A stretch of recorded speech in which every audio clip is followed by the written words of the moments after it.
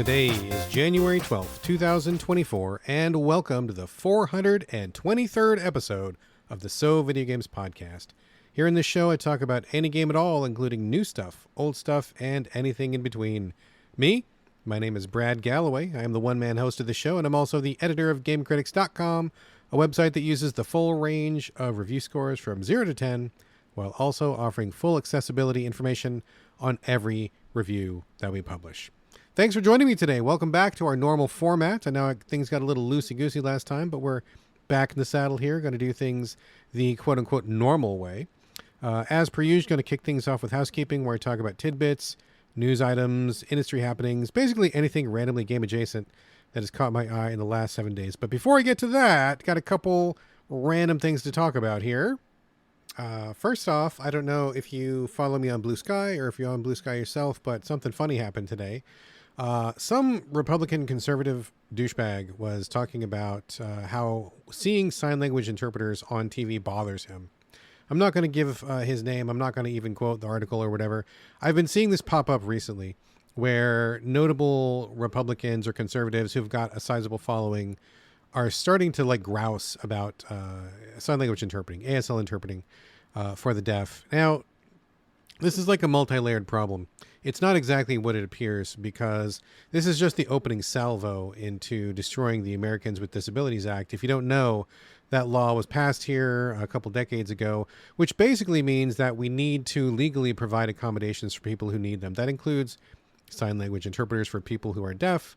That includes Braille for people who are blind. That includes ramps for people who are in wheelchairs. That includes special education programs for people who have dyslexia, or if they are autistic, or, there's a whole wide range of things. And in the past, before the ADA, it was just like, I don't know, fuck you, you're on your own. And eventually people got together and said, this is not acceptable. We are a civilized country, or supposed to be anyway. And we need to have laws so that people who live here and who have disabilities and require certain things to, access the same things that the rest of us do, we need to provide those, because, that's just like the moral thing to do. So the law got passed, and it's been in effect for a while, but it's on Republican radar right now to get rid of that law for a number of reasons. I think that the right wing, there's a very strong eugenics line with the people on the right. They very much believe in the master race and genetic superiority and all that bullshit. So I think a fair number of them really want to start oppressing people who are seen as less than, right? Also, from the business and greed side of things, it costs money to provide accommodations. You have to pay for sign language interpreting. You have to pay to build a wheelchair ramp. You have to pay to get your menu printed in Braille, so forth and so on. So I think there's a number of interests on the right who really want to see protections for people with disabilities to go away, which is wrong. I'm so fundamentally against it, I can't even put it into words. So I think that's kind of what's going on. I think they're seeding the land with this idea. They're starting to get the idea out there that providing access, providing things like interpreters and wheelchair ramps is bad, and we should stop doing it for whatever reason. And to them, I say, fuck you, sir. Fuck you for eternity.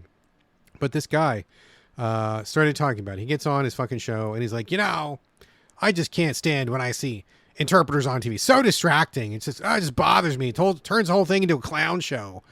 We have subtitles. Subtitles are enough. And they're just really not, right? They're just really not. Number one, I don't think this person was saying these things in good faith in any way. This was like professional Republican shit stirring, right? But if you don't know, I will take a moment to educate you. And if you don't know about me, I am not just a game critic and game editor and man about town. I am also a professional sign language interpreter, have been for basically 30 years. And I do have deaf family members, and I would be considered, an expert in sign language from basically any angle you want to look at it from. And if you don't know, sign language and English are not the same language. They are completely different languages. Sign language has no written form. When you see subtitles on TV, that is not the written form of ASL. It's not. It's totally different. ASL has so many different aspects to it as a performance language, as a language that really depends on people having shared context, being in the same space, watching how it's performed, how it's communicated. There's no real equivalent in English. And so what we get when we get subtitles is just really the barest amount of information that could be transmitted, right? When you do sign language, you have facial expressions, you have motion, you have directionality, you have spatialization in front of you, you have non-manual grammatical markers, you've got, all sorts of things that just can't be written down. I know there's a few people who said that there's a writing system being worked on it, but honest to God, it looks like computer code. I don't ever see that being used commonplace. So I don't think that there's going to be a written version of ASL. I just think it's too hard. It's too impossible. There's just too much happening when you do sign language on multiple levels to really capture that on a page. And people came up to me, they're like, yeah, but that's the same thing with English. Like, you don't really fully capture English when you write it down. Granted, for sure. But the gulf between spoken English and written English and the gulf between written English and ASL are miles different. I mean, what you miss in English, yeah, you do miss some things. You miss vocal tone, you miss, eyebrow raises and stuff like that. I get it. I mean, I use English. I fucking use it every day. So I understand. But you lose so much with ASL into written English. There's just reams and reams and reams of information you're not getting. There's just no way to notate that. There's no way to communicate that. So reading subtitles is not the same thing. It is not equivalent. It's not good enough. And that's why we have interpreters, right? And just as an FYI also, this is a whole thing. I can talk about this for hours, but basically any deaf person, almost every deaf person you meet who is a native ASL user has English as their second language. Written English is not just written ASL. It's not ASL at all. And so I really want people to know that when you see an interpreter, it's because someone out there really cares enough about people who are culturally deaf to provide them language in, the way that they can properly take it in and absorb it. So just as an FYI, when you see subtitles, that is not good enough. That is not good enough for people who are culturally deaf. It's missing so much of the information they need. And most deaf people use English as a second language. So, imagine if you spoke English and then you took some Spanish in college or French or whatever, and you studied for a couple years. You had enough to do simple sentences. Maybe you could read a little bit, but not really feeling comfortable. And then you had to get all of your information in that second language. It would be very difficult, right? Like you would want it in your native language, which is English or whatever. So that's kind of what deaf people go through every day. And I really think people should know that ASL and English are not the same thing. It's just 100% a completely different language, different concepts, different culture, different approach to thought processing. It's just super, super different. So I mentioned this on Blue Sky this morning, and man, the thread fucking blew up. I've been actually talking to people and answering questions on Blue Sky basically all day. At least for the last 8 hours or so. Tons of people asking me questions, asking about the linguistics, asking about the cultural part, asking about who's mad about sign language and stuff. So I'm not going to get into that now. Feel free to check it out on Blue Sky. Just look me up. It's my name, BRADGALLAWAY. And you'll see tons of responses there. It's actually been a very busy day for me. But that's good because the responses were almost universally positive, or at least asking legit questions from a good place, right? And I think that's awesome. I had one guy who was a wise ass and I just blocked him. Whatever, not going to bother with it. But out of 8 hours of messages on Blue Sky, only one negative response. I'm going to call that a huge win. So anyway, check that thread out on Blue Sky if you wish. If anybody wants to know more about sign language, you can always hit me up and ask me. And I'm happy to talk about it anytime. But again, if you listen to the show, I'm guessing you probably are thinking the way that I do in terms of society and about rights and about equality. I bet we're probably on the same page if you've listened to more than one episode of the show. So when you hear it or you see it, please stand up for people who need accommodations. Please stand up for the Americans with Disabilities Act. And hopefully we can preserve that and make sure that people who need accommodations can get them in the future. One more thing I want to mention just real quick.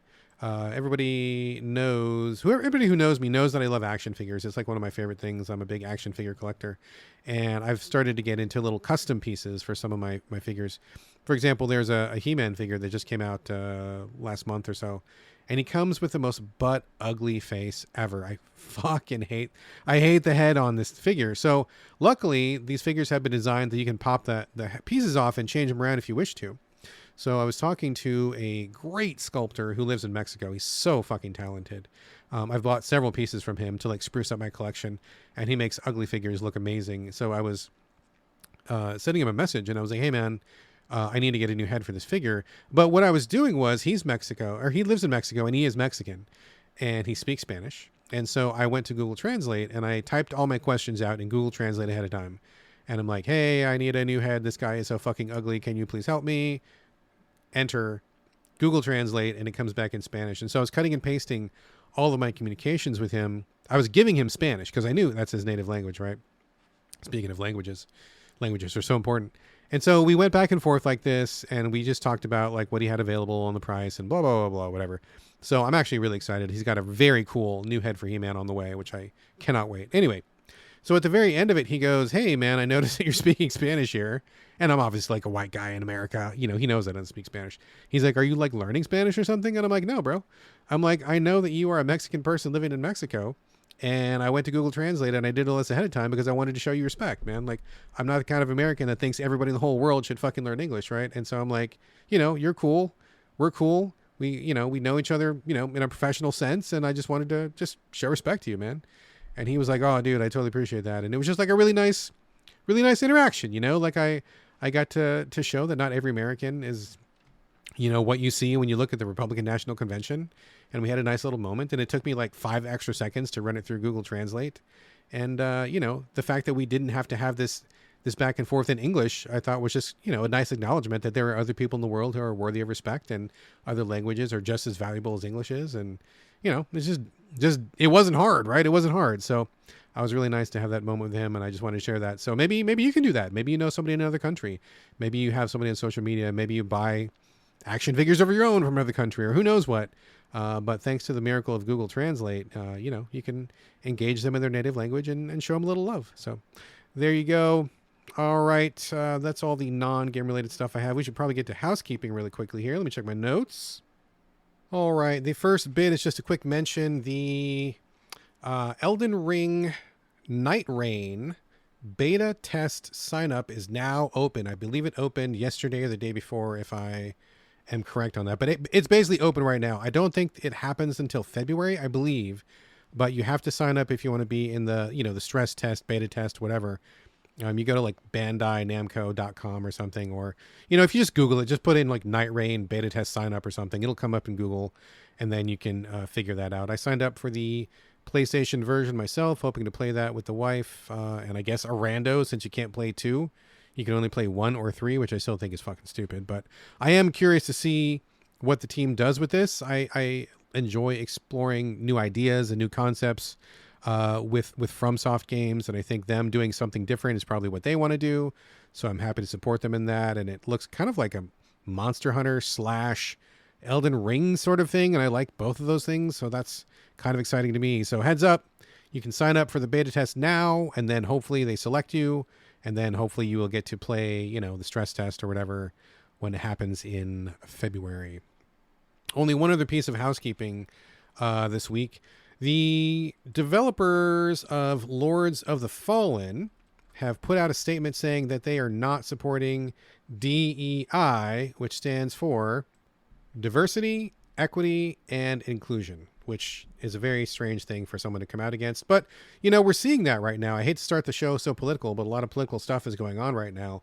And America is in a really bad spot. We're shifting hard right. I mean, not everybody, but the government certainly is. And all the creepazoids and fuckos and dickheads are feeling like it's okay to be those things in public again because of fucking Donald J. Dumpster Fire Trump. So now we're seeing like a lot of backlash against a lot of the steps forward we've made in recent years. This story was pretty widely reported. I saw it at least in 5 or 6 different places. The place that I'm looking at right now is Eurogamer. This was reported by Vicky Blake. So thank you, Ms. Blake. I'm going to just quote a little bit of it here.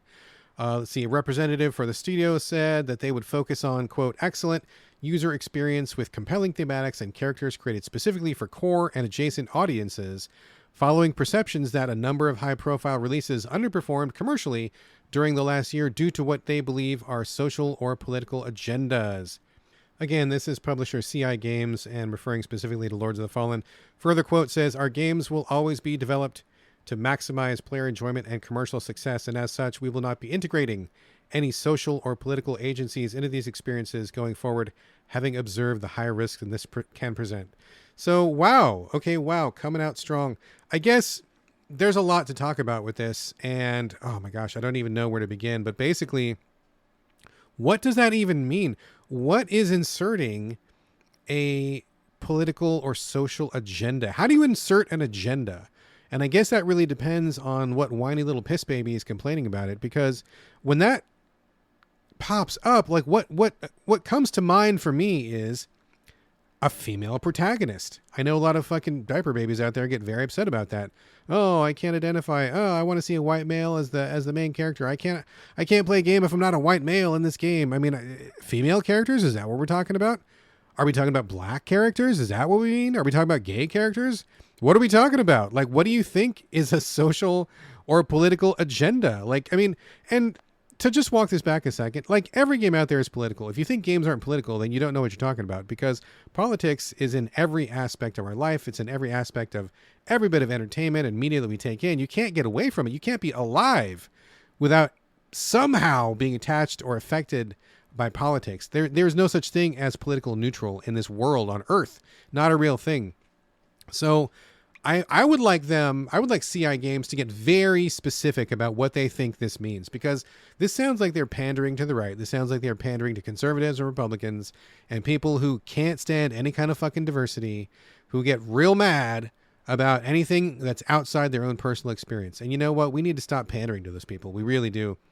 I would say also that I would like to see proof that, well, number one, what do you think is a political agenda or a diversity agenda or whatever? Which games do you think suffered from this? Which games do you feel like sold poorly because specifically of these things? I would like to see specifics. This is very general. I feel like they're saying very broad statements without really getting specific on any facts. And I'd like to know very much what they're talking about. Is there a specific game that you felt like did poorly because it had a black female protagonist? Is there a specific game out there that people refused to buy because it had a gay character? Like, what are we talking about here? I want more information.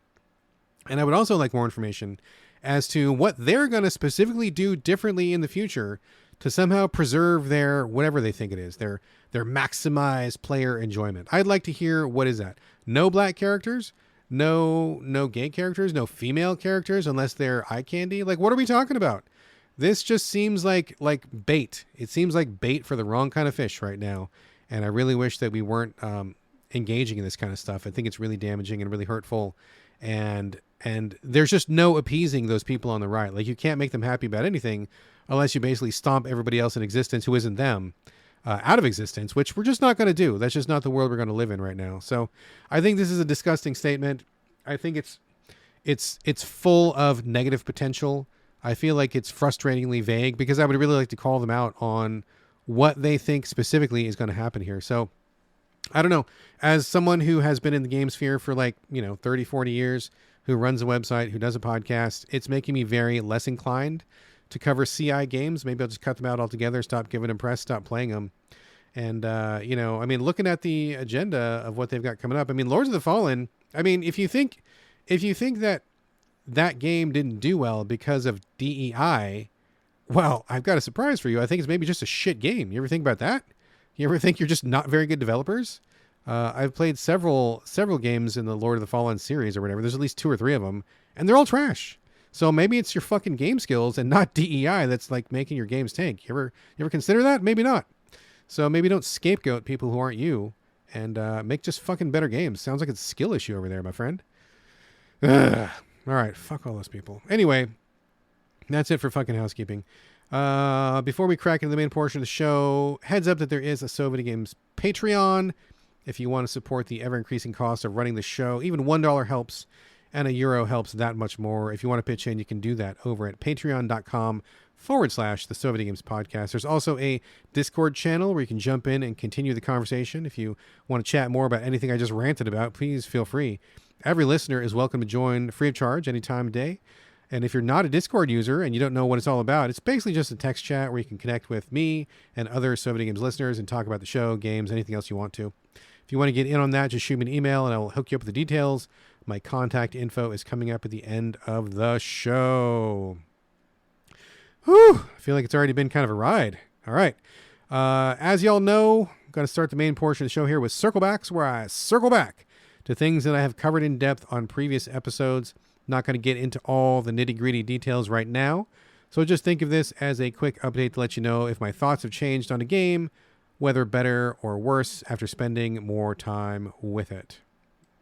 First up is Star Wars Jedi Survivor.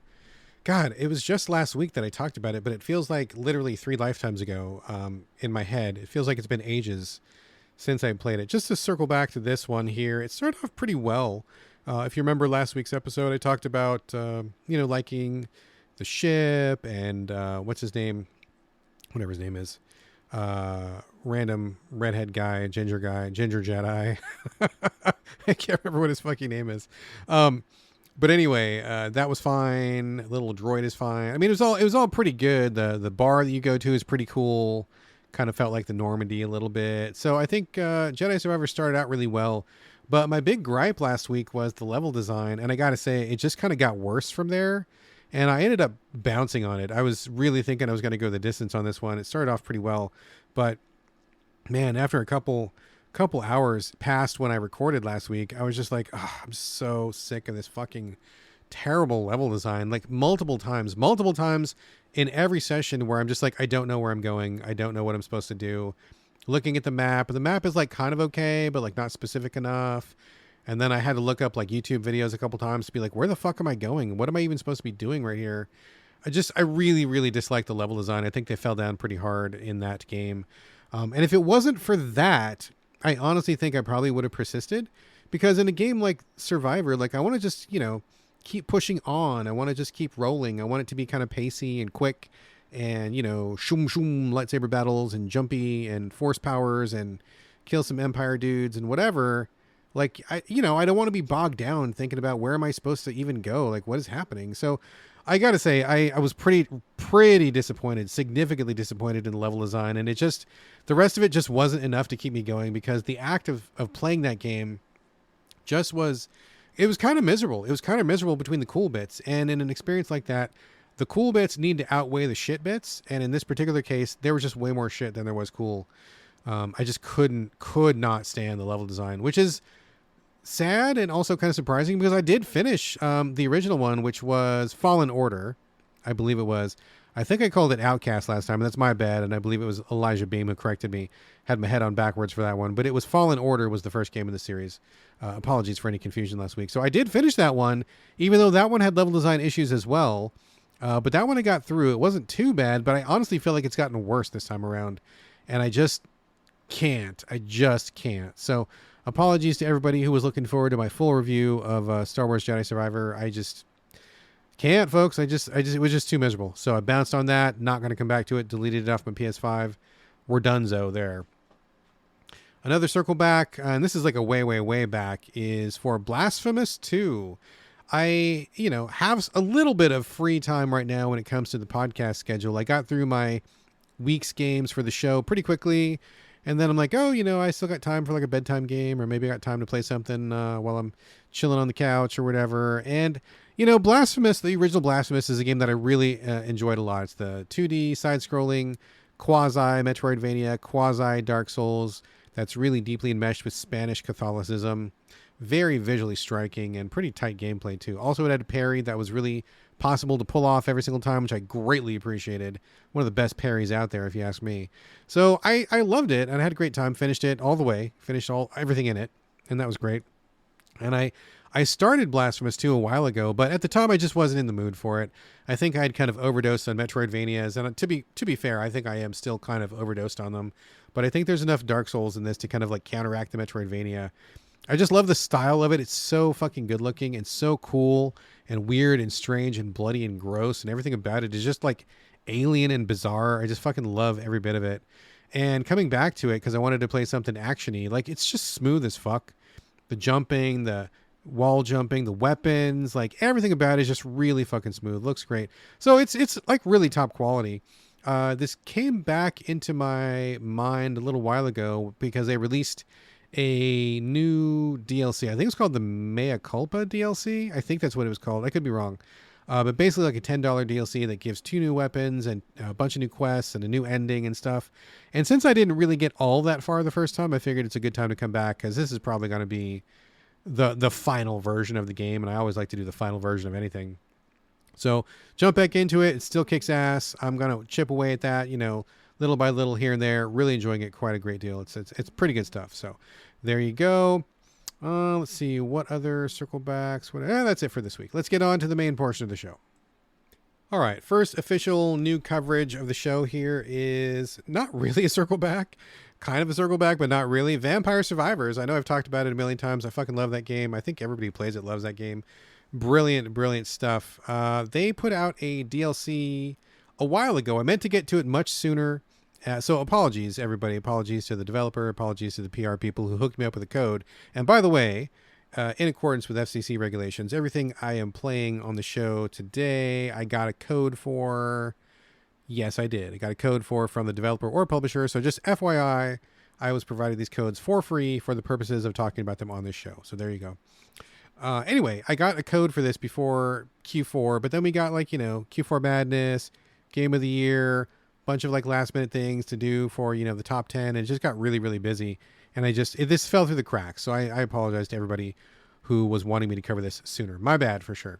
I'm guessing most people listening to this podcast probably know what Vampire Survivors is, but just in case you don't, it's a 2D game. Some people are calling them Bullet Heaven. I really dislike that title, but basically you play a little character who is constantly swarmed by waves and waves and waves of enemies, and you collect weapons, but when you pick them up, you just auto fire them. They usually aim by themselves and fire by themselves. So all you're really doing is maneuvering your character around the map to avoid enemies.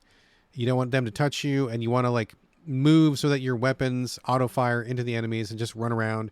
You collect power-ups and get stronger and stronger. And if you have a good run, by the end of your run, you're this death-dealing machine with all these lasers and guns and explosions all around you, and you're killing billions of enemies at once, and you're just kind of sitting there soaking in the EXP. It's a really amazing, fun experience. I don't think I've met a person who does not like Vampire Survivors. My wife fucking loves it. My kid fucking loves it. I fucking love it. Everybody I know loves it. So it's a real great game. One of the big success stories of recent years, right? They've gone on to release a lot of DLC, and all of it's been pretty fun. They expand on various things. In the beginning, it was just more characters, more levels, but they got into some partnerships pretty quickly, and there were some pretty cool ones. They did Contra, if you remember the 16-bit shooter from back in the days, Contra, that was a surprise. We got Among Us, which I think was an even bigger surprise, honestly. So you've got characters and powers that are inspired by Among Us. And then the most recent, that's not all, there's more DLC than that, but the most recent one is called Ode to Castlevania, and that's exactly what I'm talking about today. So it's funny that Vampire Survivors, in case you don't know, has not really ever had a vampire in it up until now, even though it looks very, inspired by Castlevania, very inspired by Konami back in the day, their sprite work, the themes, the monster types and such. So the whole thing seems like it started like an homage to Castlevania. I don't know if that's true or not, but that's the way it seemed. But now they have come full circle. So now they actually do have an official Castlevania crossover, and it's fucking great. I love it. I'm just kind of scratching the surface of it because I fell behind on my DLC, and when I logged back in and had updated the game and had all the DLCs activated and stuff, there was a ton of stuff to get through. I was like, oh my God, this game has so much content. And that's kind of my basic takeaway right now is I still think it's fun as ever. I played a couple runs, and the Castlevania stuff wasn't open initially. You could go to the level, but none of the characters were unlocked. So I had to pick a character. This is really funny. I picked a character from Contra, one of the guys with the guns, and I went to the Castlevania level. But on this particular run, I was using most of the Among Us weapons because that's what dropped. And so there's this giant mishmash of game styles going on. It was really funny and very meta on a certain level. But there's a bunch of Castlevania inspired characters, a ton that are in there. You can see their silhouettes even though they're not unlocked. So there's a bunch in there. Looks like Alucard and Sypha and Simon and Trevor and whatever else is in there. Tons of Castlevania stuff. And the really neat thing, though, is the level itself, the Ode to Castlevania level, they have kind of done the traditional 2D top-down thing, but also they've changed it up so that you're actually going into Dracula's castle. So you start off on the outside, just like you did in the original Castlevania or any of the other Castlevanias. You start off in the woods outside the castle. You make your way through some monsters. You get inside the castle while you're still doing these mechanics, the Vampire Survivor mechanics. And so you're fighting off enemies, fighting off waves, but you're in the castle, going through hallways, going through doors. There are little boss sections where you fight these giant monsters that show up that are inspired exactly from Castlevania. The big bat, the guy with the big nose, and he's got a sickle, I think. or an axe or something like that. All the Medusa head. Like if you have ever played Castlevania or the series, you'll be like, oh shit, I know all these monsters. Yeah, for sure. And that's really cool. And then at one point, the thing that really blew me away, and I feel like I almost don't want to say this because I think it's maybe like a slight spoiler. So I guess jump ahead 30 seconds if you don't want to be spoiled. But at one point, when you get deep in the castle, the whole thing turns fucking 2D in like the Castlevania way. So rather than being 2D top down, you are 2D side on, and you actually have to fight a boss. I'm not going to tell you who it is. But you get inside this room, and then all of a sudden the gravity changes and the mechanics change, and you can jump all of a sudden, and you're shooting weapons and kind of doing like a very, very, very Castlevania-inspired boss battle. It was fucking amazing, dude. I mean, it was kind of clunky, and it wasn't like perfect, but I was like, holy shit, the fact that they even attempted this is fucking mind-blowing and so fucking cool. I thought it was so fun. I didn't finish the DLC because it was a little bit difficult. I had a bad run that time when I got that far in the castle. It wasn't my best build, and so I was kind of unhappy with it. But I'll come back, and I'm sure that I will blow through it. And it was just a real treat. So looking forward to cracking deeper into it. And I would say this is the perfect time to come back to Vampire Survivors. Like so much content, so much stuff to unlock, so many secrets, so many neat little twists. The developers have really done so much with this formula, and they just keep expanding it. It's a real hoot and holler. I really appreciate it very much. It's a lot of fun. Definitely like biggest possible recommendation for Vampire Survivors and the Castlevania DLC. Great stuff. So huge thumbs up. Vampire Survivors Ode to Castlevania. It is fucking good stuff. All right, moving on. This is just going to be a quick one for Crime Boss Rockay City.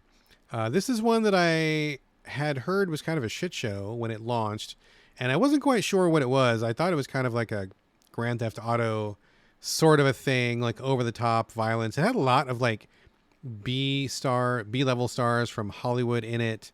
That were, I don't know, whatever. It was like Chuck Norris and that Machete guy, and I think I don't know, a whole bunch of like, you know, stars that you would recognize from the 90s or whatever. Vanilla Ice, maybe. Is that one Vanilla Ice? I don't know, whatever. There was a bunch of people in there that was just weird and goofy. But I stayed away. I heard it was a huge mess, and I just like didn't bother. But I was talking to Elijah Beam in the So Videogames Discord, and he was saying it was like a real success story because the fans of that game had really been pulling for it, and the developers had been working overtime, and they really like overhauled it, and it was like a really cool, fun thing now. And I'm like, okay, cool. Like that, you know, I'm always willing to give something a second chance, especially if they have made a lot of improvements and kept working on it. I mean, as we say on the show, best time to play any game is basically 6 months after launch, at least, because that time it's been balanced and patched and, you know, reworked and whatever. So the publishers were kind enough to send a code over, and I started playing this game, and man, no disrespect, but this game is 1 kajillion % like not for me. I was kind of laughing at like how much it was like rubbing me the wrong way, and I bounced on it pretty quickly. So kind of to sum up what it is, it's a little bit like Payday, I guess. If you've ever played that, I mean, my basic impressions of it, like you start the game and there's like modes and then tutorial. I'm like, well, that's okay. I don't like it when a game gives you tutorials separately from the campaign. I prefer that they integrate it into the campaign. But I'm like, okay, whatever. I'll do the tutorial. It's a first person game, and I didn't realize you were doing heists the whole time. I thought it was more like Grand Theft Auto action. So maybe that's on me for not doing my research ahead of time. But like you start at this street and you go to rob a jewelry store, and they kind of teach you how to like approach the building, and you have 3 other AI people with you, and you can kind of like give them orders, and you're running around dodging cameras and breaking into the building, doing lockpicking, stealing jewels, and then you get out and drive away. So you're doing heists is what I gather, right? So I stumbled my way through the tutorial. I don't think it was great. I think it could be better. But I got out of that. I'm like, okay, I get the gist. That wasn't what I was expecting, but fine, whatever. And then I go to the main menu, and I was kind of like taken aback right away, because once you get to the main portion of the menu, you get like one part that you can play by yourself, which it says is the roguelite aspect of play, which I did not realize there was any rogue whatsoever in it. And the next 2 parts of the campaign are DLC. And I'm like, what? This is me just starting your game, and I'm already hit in the face with 2 giant advertisements for DLC. Like, so there's these 2 chunks of the game that are not available. That was kind of a bummer. And then there's also like a multiplayer. Like, it seems like it wants you to go into multiplayer lobbies to play this in a Payday way, where you kind of like get together with real people and do heists, and that there's not really a campaign, I guess. So I'm like, oh, dude, this is super not what I thought it was going to be. I don't want to do online multiplayer heists. I thought this was like a campaign, more traditional action, Saints Row, perhaps, Grand Theft Auto, perhaps. And so I start the roguelite aspect, and it seems to be kind of a repeat of the tutorial, but it's kind of different, and it doesn't go very well. I stumble through it. I'm having a bad time. And I'm just like, okay, whatever. This is, again, I'm not trying to trash talk this game. It is just very different than what I thought it was going to be. To be fair, I don't think the tutorial is very well done, and I don't think that they start you out very well. Like, I was a little bit unclear as to exactly what I was supposed to do and what the point of it was. A little more onboarding at the beginning would have been good. So I bounced pretty quickly. I got the sense. You ever walk into a room, and like when you go into that room, everybody in that room like stops talking. It kind of turns and looks your way, and you feel every eye in the room upon you, and you feel like, oh, this isn't where I'm supposed to be. This is the wrong room for me, and I need to leave right now. That's what this game felt like. That's exactly what it felt like. Kind of a funny story when the first time that ever really like big time happened to me was when I was at E3 in LA, way a long time ago, a million years ago. Me and the rest of a lot of the original Game Critics crew who are no longer here at the site. I mean, they're still alive. They're with us still, but just not with us at the site. We were walking around LA, and we didn't know where we're going. It was the first time being in LA for a lot of us, and we were near the convention center where E3 was happening. So we heard that there was a club, like a club of some kind that we're going to go to. So we start walking around, and this is before smartphones, right? So we didn't have like Google Maps or anything like that. So, or, whatever. So we start walking around, and we think we're at the club, and we start to go to the door. And it's all of us. It's like me and a couple of the guys from the side, and we're kind of just goofing around. We were on the floor at E3 all day long. We want to just like, just go hang out and stuff and whatever. So we go to this place. We go inside the door. We open the door. And as soon as we open the door, we look inside, and it's a whole bunch of Mexican people who are doing very formal dances with like really cool looking clothes. And honestly, the music was great. But like we were the only non-Mexican people there. We weren't all white. I mean, we were a mix of people. There was a black guy with us. There was an Asian guy, a couple white people, and we're sitting there as a group. We're all obviously video game nerds. That's who we were, was fucking nerds. And we open the door, and like literally every person in the place turns and looks at us, and we go, fuck, this is not where we're supposed to be right now. And we totally are like, sorry. And we just like get out of there. That feeling of like, man, I am not in the right place right now is exactly the way I felt when I started playing Crime Boss Rockay City. I'm like, this is not meant for me. This is meant for someone, not for me, and I need to leave immediately. And that is exactly what I did. So no disrespect. This is just like not a good fit on any level, and I bounced. So I can't say much more than that, other than it did not get off on the right foot, and I was not convinced that this was something that I needed to experience for myself. So there you go. That is Crime Boss Rockay City.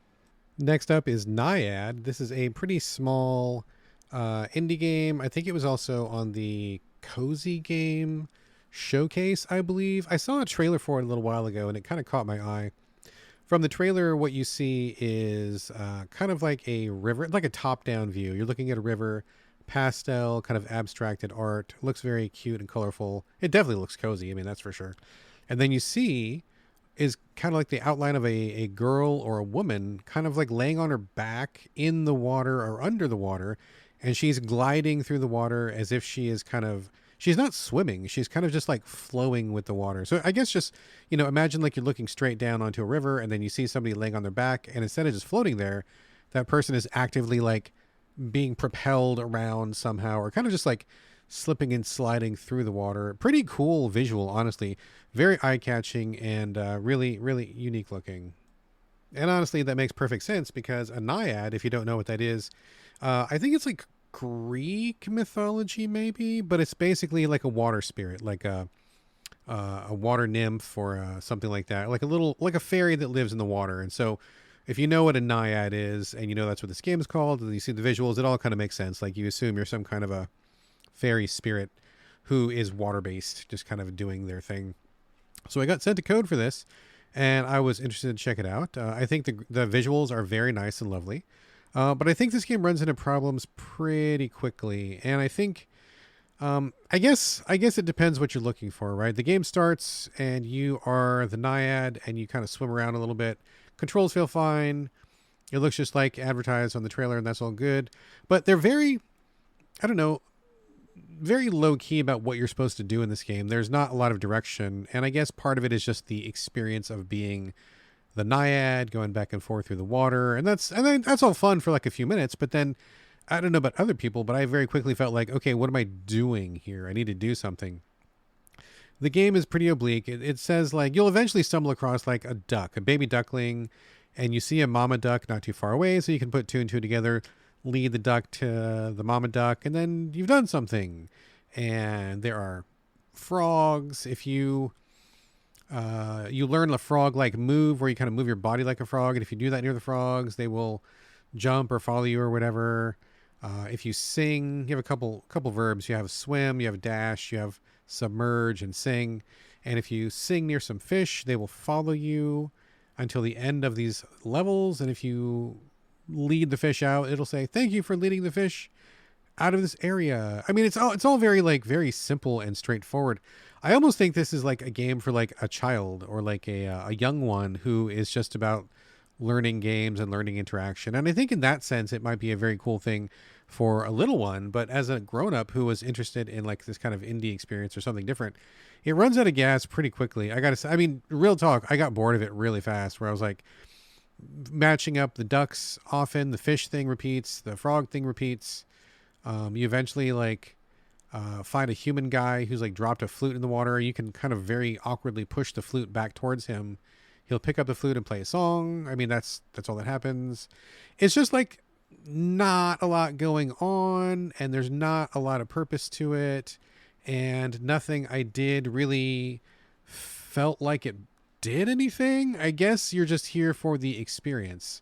And if you want to just like chill out and live the life of this Naiad for a little while, I guess you can do that. But like within a couple of levels, I was like, okay, I need more structure than this. I need a little bit of something to do. I need a little bit of a goal.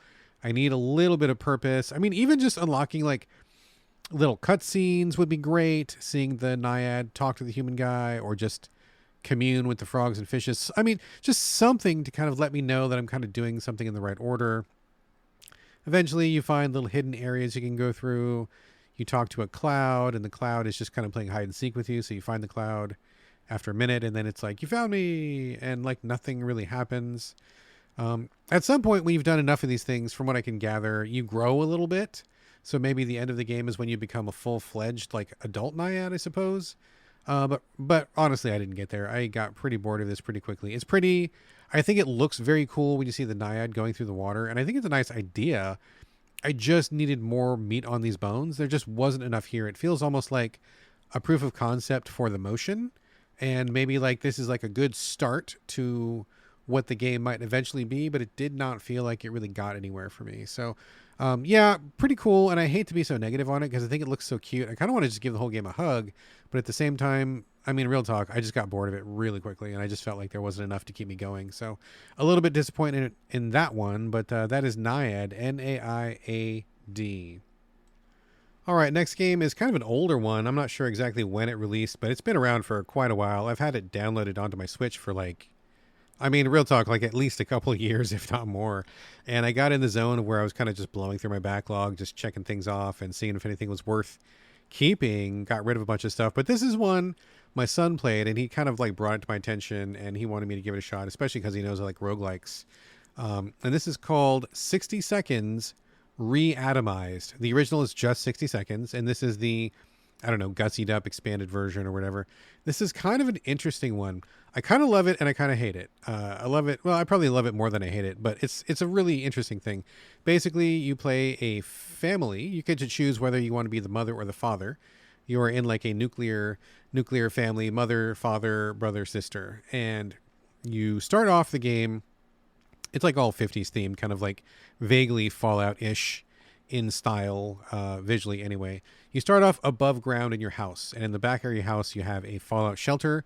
It's basically just a hole in the ground. And so you get a couple seconds when a run starts to look around your house quickly. And in your house you have bottles of water, cans of soup, radio, Boy Scout manual, axe, rifle, couple deck of cards, like a random assortment of things.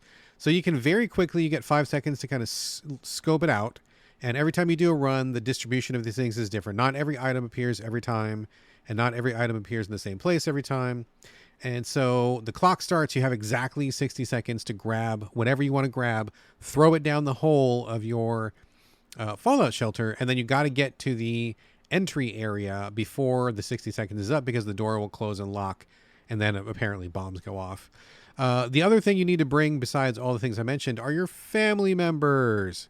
This is one of the first things that I kind of took issue with, because as you are the mother or the father walking around kind of in a top-down view, it is clunky as absolute fuck walking around. It is so painfully awkward, and I'm sure it's on purpose, because if you were very good with your time and it controlled tight, then you would gather all the stuff and you'd have no problem surviving. I get it, but this is stupid. It feels like these people are wearing banana peels for shoes, and you're walking around on a surface greased with like duck fat or some shit. Like when you walk around, it is so hard to control. Your person just careens all over the place and crashes into things, and it's so hard to turn, and you're slow, and it's really frustrating.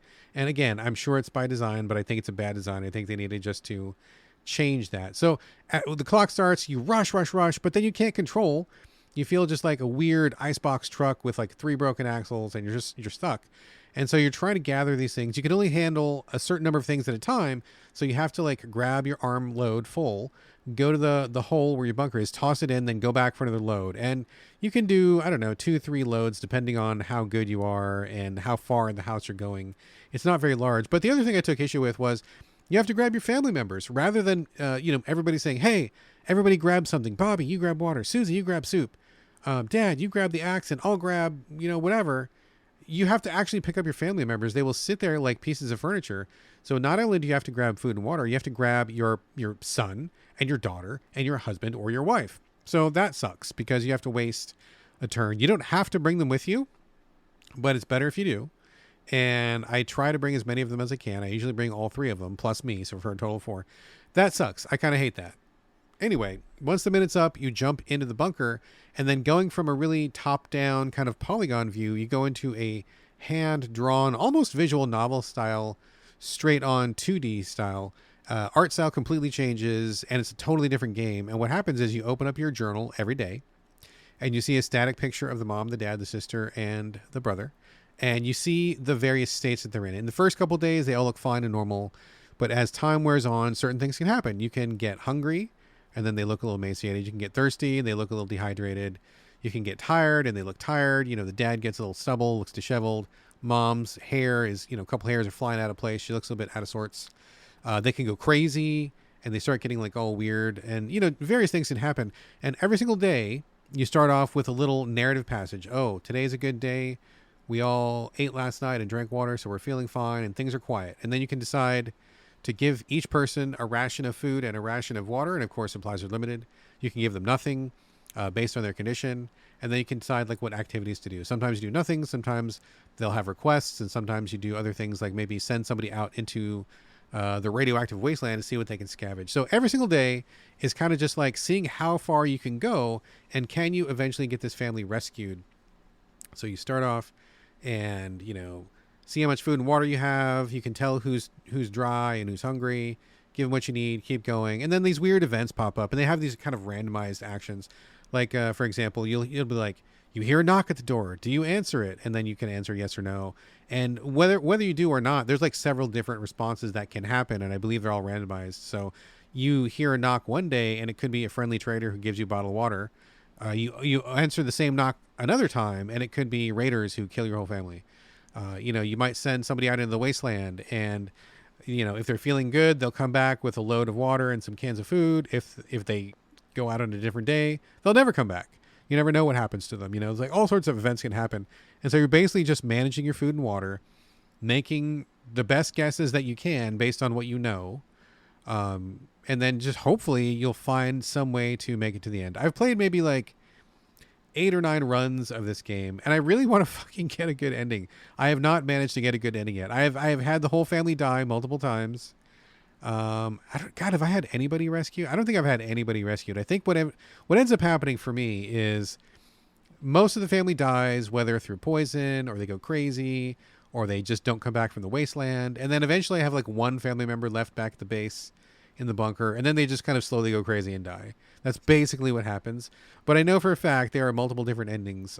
I wasn't grabbing the radio as a priority. I thought food and water is more important, but the radio factors into many of the endings. I think it's also randomized about who shows up and who does what and which choices you make. It's all this like really kind of interconnected web of just craziness. And I really kind of like it.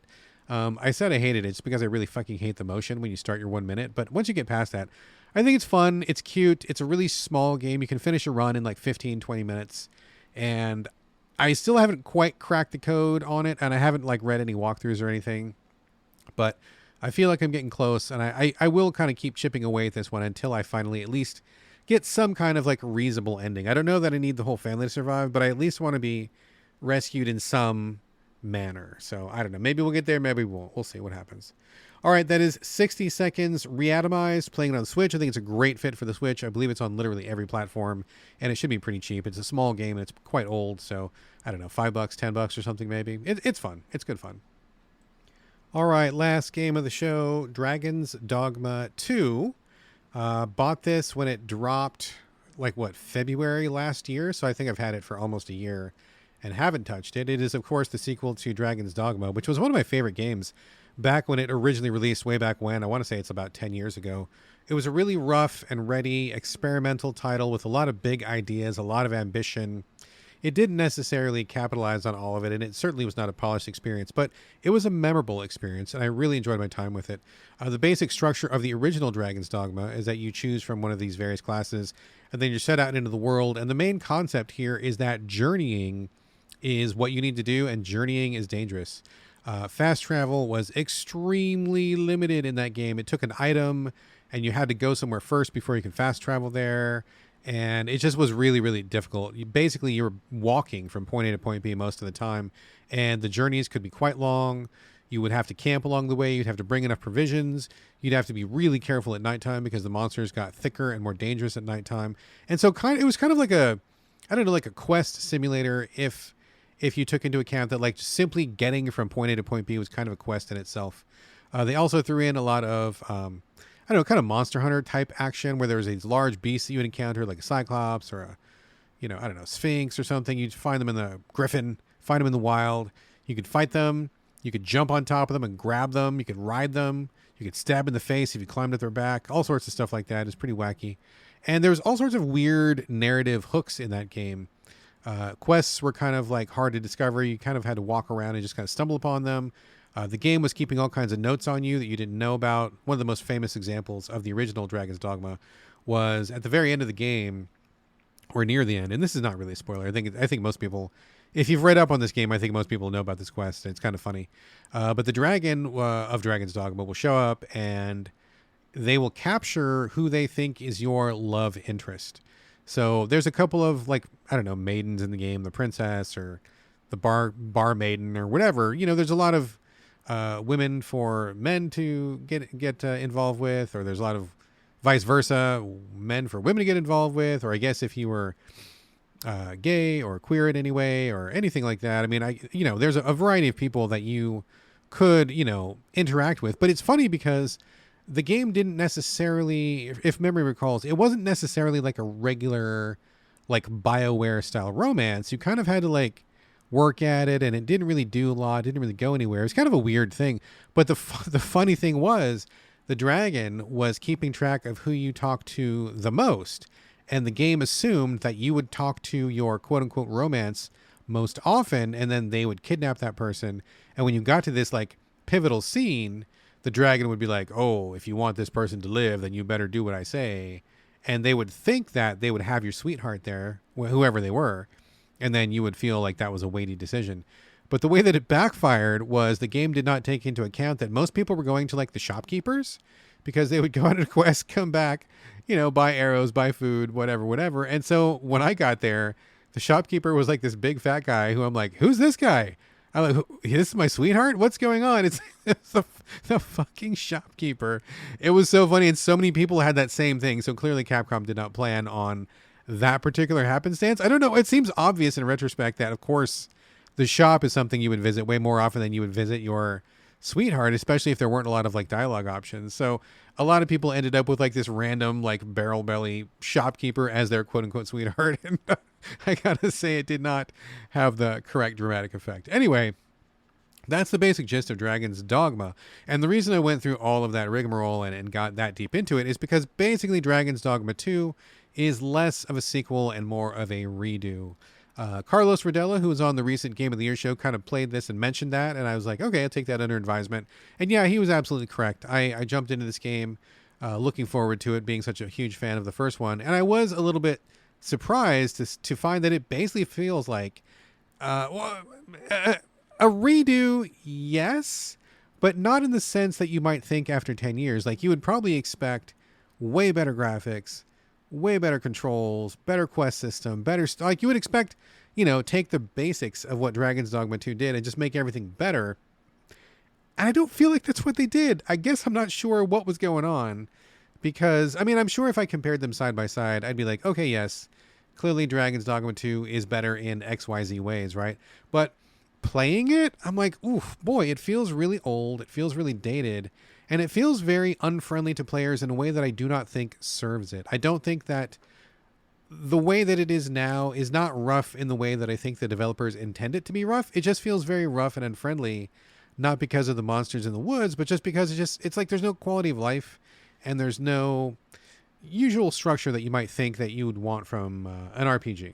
So you start your game, you pick your class, you have limited character customization, but there's a pretty fair amount there. And then you set off in the world, and it's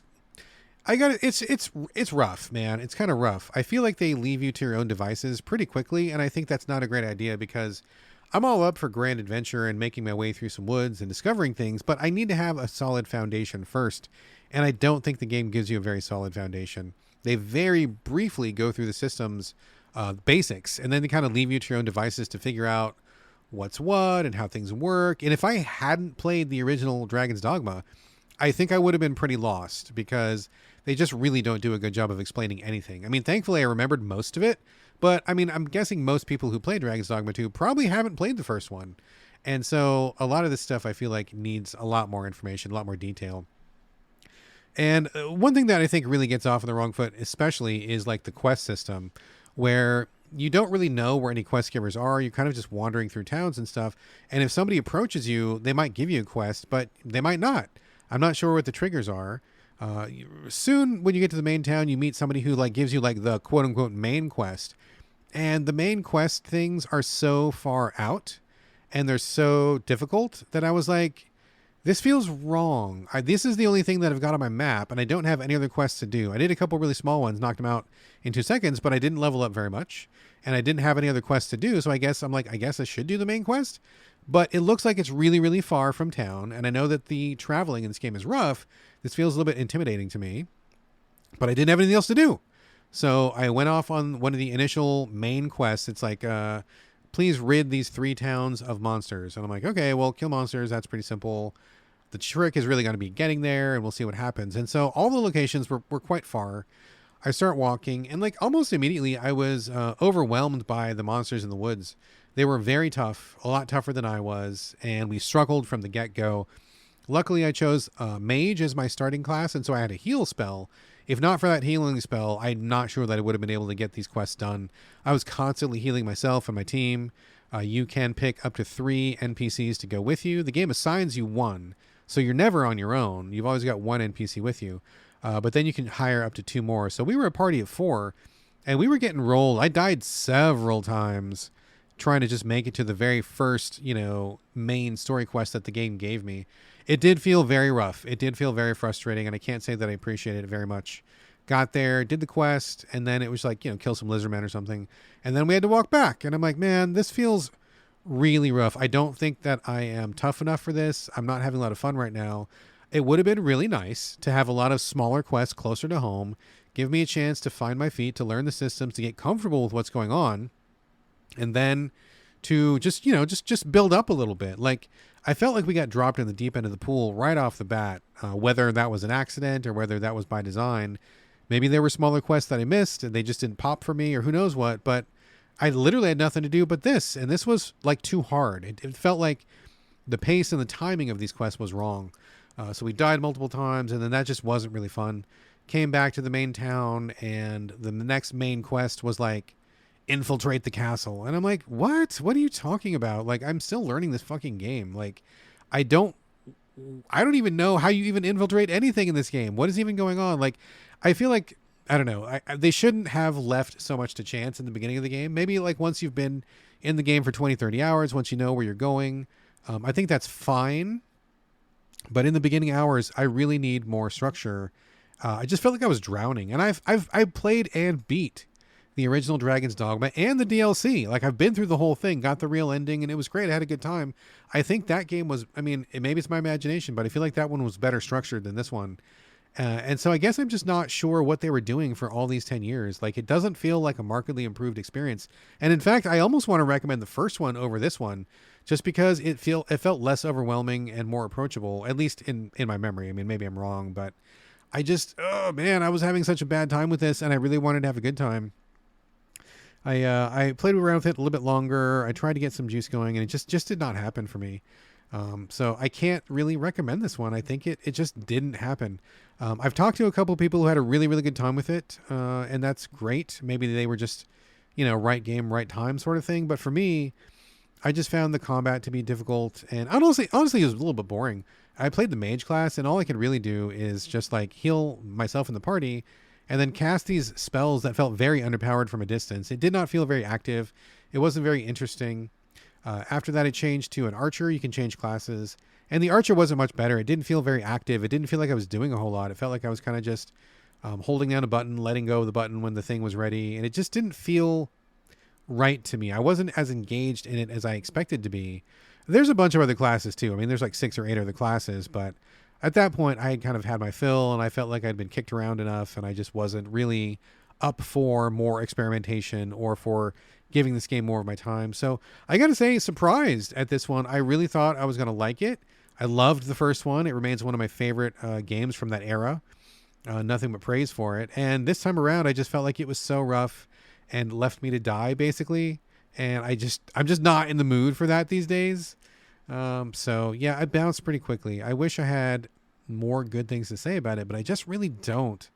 And I'm kind of sad. I thought this was going to be it, but it's not. So I left Dragon's Dogma after like, I don't know, maybe like 8 hours, maybe 10 hours, probably closer to 8 hours. And I'm like, this is enough. I deleted it, moved on, and I don't think I'll ever be coming back to it. So that was I don't know, kind of a sad way to end that like saga of where people who like the first game, like myself, were so shocked and depressed that we never got a sequel. We wondered what happened to it. It seemed like the IP died. And then out of the blue, they announced a sequel. We're all happy. And then this is what we get after all this time. This does not feel worthy of the legacy. So I don't know. That's a thumbs down for me. I do not recommend. So Dragon's Dogma 2, there you go. That is the last game I'm going to cover this week. So that means the game portion of the show is now officially done. But like many humans, I do spend a few minutes a week in front of screens that don't have menus or life bars. That's right. It is time for the TV and movie roundup. All right, starting off, if you listen to the show, you probably know that I've been going through a lot of old 80s cartoons to kind of catch up on things that I saw as a kid, but never really got to see the whole series of because, you didn't really have streaming back then. You might not even have had VHS. You had to like rush home after school and maybe catch something that was on TV, and if it was the wrong day or the wrong time, you were just shit out of luck. So I went back and, have seen a lot of the series that I grew up with. And the one that I have just recently completed, G.I. Joe. G.I. Joe, A Real American Hero. Just watched the entire Sunbow run. That was the first series that came out. It's a couple of miniseries at the beginning, and then they had a regular weekday series. And then it ended with G.I. Joe, the movie. I talked about the series earlier, but I'm talking today about G.I. Joe, the movie. It came out round about the same time, give or take, as Transformers, the movie, also from Hasbro. And it's a really interesting film because honestly, I think it's more successful than Transformers, the movie, really, for a couple of reasons. I think the plot in general was more comprehensible. It's a wild ass plot, and I feel like, you know, it's been like 40 years or so, so I feel like the statute of limitations for spoilers has expired. But I mean, if you don't want to know what happens to G.I. Joe the movie, I guess skip forward a couple minutes. But basically, you get a lot of the Joes who were in the original beginning of the series, and then they were kind of phased out because Hasbro had to sell new action figures, and so whatever action figures were on the shelf at the time, those became the characters of the show. It was hell for continuity. It was hell for character building. So a lot of the original characters like Duke and Snake Eyes and Scarlet and Roadblock and all those guys were like phased out in favor of new characters as the series rolled on. But they went back to a lot of the old favorites for G.I. Joe the movie, which was great to see a lot of the people come back, a lot of the favorites for the fans. And then the thing just kind of goes really weird, but I say that in a good way because I think G.I. Joe the movie is really divisive among its fans. Some people love it. Some people hate it. I'm on the love side. I think it's cool, but I'm a fan of weird and wacky. I love Cthulhu stuff. And so some people don't. Some people think G.I. Joe should just be straight up military and combat action. And if you think that, then that's your belief. And you're totally entitled to it. But for me, the best episodes of G.I. Joe were always the weird ones. Finding a monster in a well or, getting cloned or whatever. And so in this movie, G.I. Joe the movie, they give you like a total backstory for Cobra that literally no one on Earth had ever imagined when the movie came out. So basically there's a whole civilization based on bioorganic engineering. The bridges are alive, the buildings are alive, the weapons are alive. Everybody there is like biohacking, doing DNA. Everybody looks partially monsterific and everything is goopy and drippy and weird. And it was called Cobra La. It was in the mountains of, was it the Himalayas? It must be the Himalayas. And they were a secret society up there. They lost control of Earth when the climate shifted or something. And so they secluded themselves up there to try to reclaim the Earth. And the first way they did that was they took Cobra Commander, who was from Cobra La, and sent him out into the world, away from their hideout in the Himalayas, to found Cobra, the organization, and then start his terrorist activities to take control of everything. In this movie, G.I. Joe the movie, you do get to see Cobra Commander's face, what he looked like before he started wearing his mask. So if that's ever been something that's been on your bucket list, you can definitely check it off there. But weird things happen. It's like G.I. Joe versus all these weird bioorganic Cthulhu-type monsters.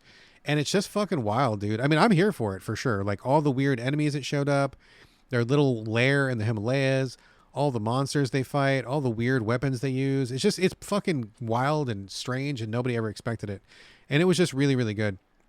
One thing that's funny, though, is that right before this came out, Transformers the movie came out. And as I'm sure most people know, if you follow 80s toys or movies or Transformers the movie was where they killed Optimus Prime, right? And so I think Hasbro did not foresee how important having an attachment to characters was, which is wild. I mean, that's something that we all bank on these days. But back in the 80s, I guess they just didn't get the memo. And so they're like, well, we got a bunch of new toys coming up. We've already sold all the Optimus Primes. Let's kill Optimus Prime. Get him out of here. We'll get all the old crew out. And they also, in case you remember, tons of the original Transformers were like slaughtered in the opening minutes of that movie. They're on a shuttle. The Decepticons come up. All of a sudden, the weapons are deadly and everybody's a great shot, which is like total contradiction to what the cartoon had been. And they just start mowing down the Autobots like left and right. And then all of a sudden, a bunch of Decepticons die. They just scrap everybody. And like literally every child who saw this in the 80s was like thrown into like psychological trauma. Like, we've never seen characters get killed like that. These characters were like dead. They're never coming back. It just was fucked up, dude. It was fucked up. So fucked up. And kids were traumatized. Parents were mad. Hasbro realized they had really fucking put their foot in it and did not, they had no idea. I guess they should have, but they didn't. That doing all this with characters that kids had grown attached to was really not a great idea. So they were planning to do the same thing with G.I. Joe the movie. And the plan was they were going to kill Duke in this movie, who was like, basically the G.I. Joe equivalent of Optimus Prime. He was going to like die for real. And then they were going to have a whole new group of G.I. Joes take over. Once they saw the fallout from Transformers the movie and how much trouble they were in, they were like, whoa, whoa, whoa, whoa. So they re-recorded some dialogue and they changed it. And they very clearly said Duke survives. So they backed off of that, which I think was ultimately the best idea. One other notable thing is that Cobra Commander actually gets kind of a tragic ending in this movie. It's actually, as a matter of fact, I found it to be really kind of poignant and sad. And my wife, who had watched almost all of the G.I. Joe series with me, and had to watch the movie, she was like really upset about what happens to Cobra Commander. It was just like, fuck, dude. Anyway, good movie. You know, it would definitely mean a lot more if you had seen the TV series. I don't really recommend the movie just going into it cold. A lot of it will just not land. But I do think it was a good ending, a good coda to the series. I know there's another series that comes after this. G.I. Joe was transferred from Sunbow Animation over to Deke Animation. I don't know that I'm going to go watch all that. I don't really have any memories of it, and I feel like I got kind of a complete arc with G.I. Joe here, but I don't know. We'll see. We'll see what happens. Beyond that, the wife and I just watched the entire series of Squid Game 2. It's only 7 episodes, so a pretty short run. Picks up right after the original Squid Game leaves off. I'm not going to spoil anything. I thought it was pretty good, but it was short. I kind of wanted a little bit more out of it, and they definitely leave it on a cliffhanger, like a huge cliffhanger, which was not cool. At the end of the series, they say that it'll finish, so I guess ultimately Squid Game is going to be a trilogy of miniseries. They say part 3 is coming this year in 2025, so we'll see what happens. But it was good. I mean, it was definitely brutal. It was a lot of good discussion points, a lot of interesting things happen. Yeah, it was good. It was worth watching. Like, if you liked Squid Game number 1, you'll definitely like Squid Game number 2. Just be aware, it ends on a motherfucker of a cliffhanger. Also, staying in the 80s neighborhood, almost done with Thundar the Barbarian. That one was one of my all-time favorites from when I was a kid. It's about a ruined post-apocalyptic Earth. The way the story goes is basically that in the far-flung future of 1994... which still makes me laugh. That seems so far away back in the day, but oh boy, 1994. Anyway, a comet passes by Earth and just fucks up the gravity, ruins the moon, causes chaos and destruction, and all of Earth is like thrown into like just complete disarray. And then after 2,000 years of being in this like post-apocalyptic ruin, a whole new world emerges. We have Thundar the Barbarian with his sun sword, kind of looks a little bit like a lightsaber-ish. He's got a monster friend. His name is Ukla the Mok. He kind of looks like a Wookiee a little bit. They are with Ariel, the sorceress. And then they go and have adventures. They go through ruined cities that you will recognize. Like, it's actually pretty fun to watch this and think, what city are they in now? This morning's episode, they were near the Hollywood sign. They were in LA. They were in London before. They were in St. Louis a while ago. They were in Florida. So like they go to all these places that you recognize, like the Smithsonian Museum, the ruins of the Smithsonian. They were at Cape Canaveral one time. And so just like seeing all these places that you know from real life and seeing them ruined through the lens of this post-apocalyptic happening is really cool. And basically every episode they go up against like a wizard, like magic comes into the world. And so there's all these weird wizards who are scraping the leftover technology of the old world and creating these monsters and just having all these weird adventures. Honestly, I think this TV show would make a badass fucking movie. Any movie producers listening, I think this is killer. This would be so great as a fucking film. It could be like, you know, a little bit laughy and jokey, but also really cool, and seeing post-apocalyptic Earth is just like the best fucking thing. Now, I didn't realize this back in the day, but I was doing a little bit of research on this, and I was trying to figure out why it stuck with me so well. And I didn't realize how many high caliber people they had behind this program. It's by Ruby Spears Animation, and that was fine. They were never like a giant player. They weren't like a Hanna-Barbera or anything like that, or Filmation even. But when I started looking at the wiki, they were saying that this was created by Steve Gerber, and I was like, oh my gosh, like Steve Gerber worked for Marvel. He did tons of comic book writing, like really famous stuff, Guardians of the Galaxy, Howard the Duck, all sorts of stuff like that. And then later on, they had Roy Thomas and Jerry Conway. Those are both like excellent comic book creators who I am fans of. Later on, they brought on, and this is the part that blew me away, people who worked on the visual style of the show, Jack fucking Kirby. I was like, oh my God, I never put two and two together. I felt like the biggest dunce in the world, but like, I love Jack Kirby, and seeing his style translated into Thundar via Ruby Spears, I was like, oh my God, that makes perfect sense. That probably explains why I love it so much, is because I was such a fan. Also, Alex Toth, a wonderful illustrator, did some visual effects and designs. And then later on, Mark Evanier had a piece of this show as well. I never realized what a murderer's row of comic book like luminaries worked on this show. I didn't know this as a kid.